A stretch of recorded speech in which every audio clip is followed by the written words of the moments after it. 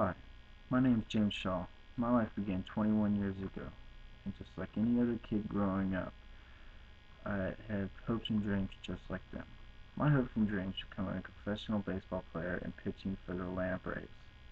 But as I would find out, with me pitching so much and at such a young age, unforeseeable circumstances would arise that nobody would ever see me coming.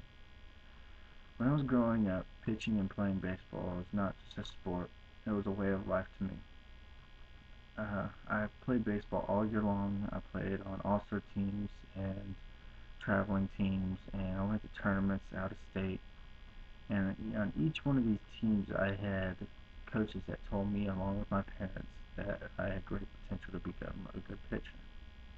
The result of me pitching so much and playing baseball all year long like I did, it would lead to one dreadful night when I was 15 years old that would change my life forever.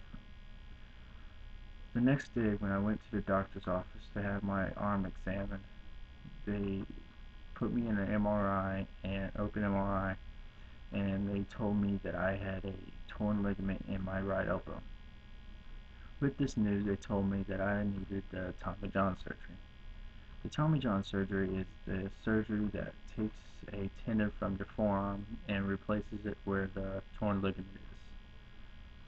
When they performed the surgery, they not only found the problem with the torn ligament in my arm, they also found that two nerves had wrapped around each other that just grew wrong. When they fixed both of these problems, they had told me that I would be in a metal brace for over a year and I would have to be in rehab for a year also. And this is the metal brace. And as you can tell, it looks uncomfortable and it also feels uncomfortable. I had to wear this brace every night when I went to bed, and they had to sit there and they switched this knob around right here, and I could have only sit there and move my arm probably a couple inches. But not only was the brace uncomfortable, but also the rehab was uncomfortable as well.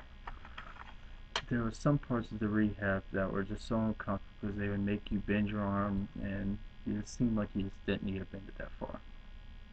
And but there was also some bright parts about it because they would massage your arm, put cold packs on it, hot packs, and everything else. But as the rehab and I started getting the brace off was over with, I started to pitch once again. When I started to pitch the second time, there would be another problem that would arise, and when I went to the doctor the second time, they would tell me that I would have a torn rotator cuff in my shoulder.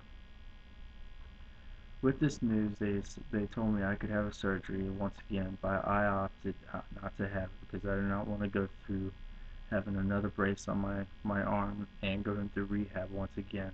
And this would be in my 12th grade year, so I said no.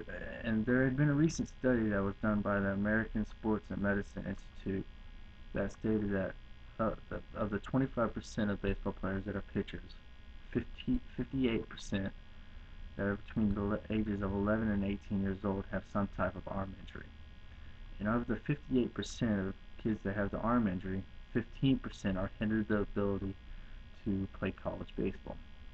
It's ironic that I'm one of the 15% that is unable to go to college and play baseball for a scholarship. But with this bad news, there's also bright news. Because with me having this, I took a class in my 12th grade year that helped me find my career path. And with me talking to plenty of teachers, my parents, and taking the career path test that we all had to take, I found that civil engineering was the path for me. And I found that even though the past 6 years have been really rough on me, and I found that with a lot of hard work and determination to find what your career path would be, there's always a way to go, and you should never give up. And I think that's a really life learned lesson that I've learned in the past 6 years, and I think that'll carry on with me forever. And thank you.